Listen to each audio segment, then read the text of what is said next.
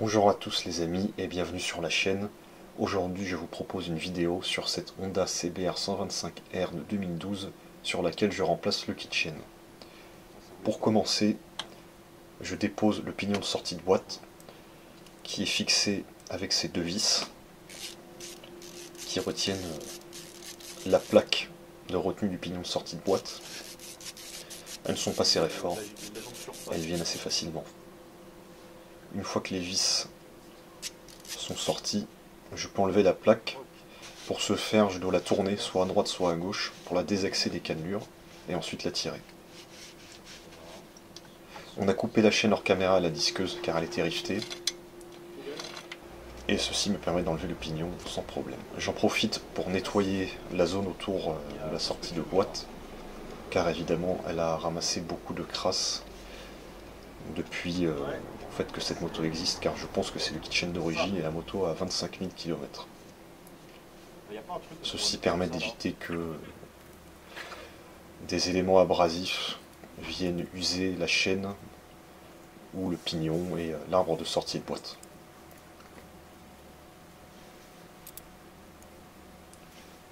La crasse est tellement solide que la majorité vient directement au tournevis.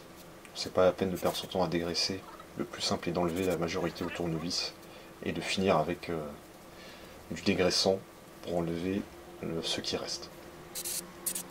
Je nettoie aussi les trous pour les vis au passage.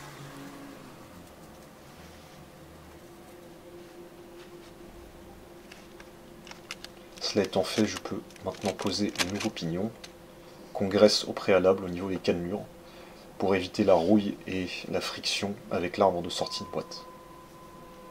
J'utilise de la graisse universelle lithium.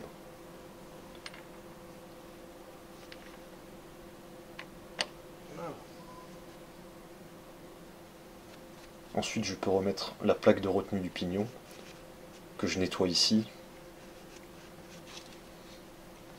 Il faut la glisser, la faire tourner jusqu'à ce qu'elle s'aligne au niveau des trous avec les trous du pignon de sortie de boîte.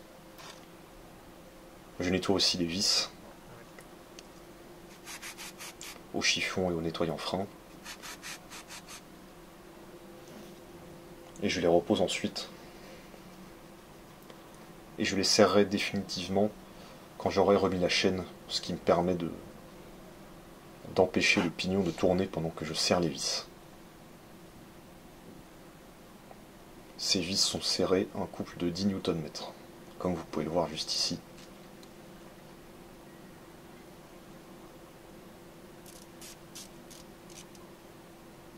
Je fais le serrage définitif hors caméra pour ces deux vis.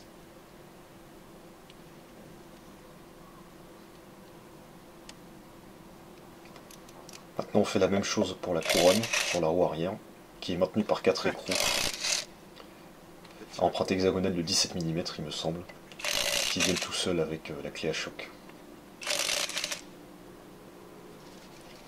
Et je pose la nouvelle couronne avec les écritures vers l'extérieur. Et je resserre ces écrous à 64 N. Alors dans ce cas précis j'avais mal réglé ma clé, j'avais mal vu la ligne et j'ai mis 70. Ce n'est pas très grave, ça reste dans les tolérances de coupe de serrage. Mais il faut bien les serrer à 64 N, d'après le manuel d'atelier. Ici je le fais avec la roue déposée, mais je pourrais le faire avec la roue reposée dans la moto. Ce qui serait d'ailleurs peut-être plus simple. Ensuite on a pu remettre la chaîne et on ajoute l'attache rapide qui rentre toute seule à la pince. Et enfin on resserre la roue arrière à la clé dynamométrique, comme toujours, un couple de 59 N. Et ce sera tout pour le remplacement du kitchen.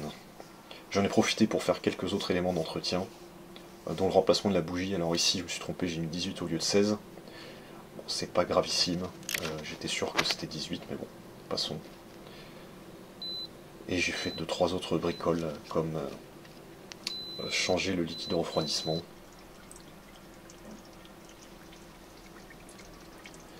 le filtre à air et les liquides de frein, avant et arrière, ainsi que le jeu aux soupapes.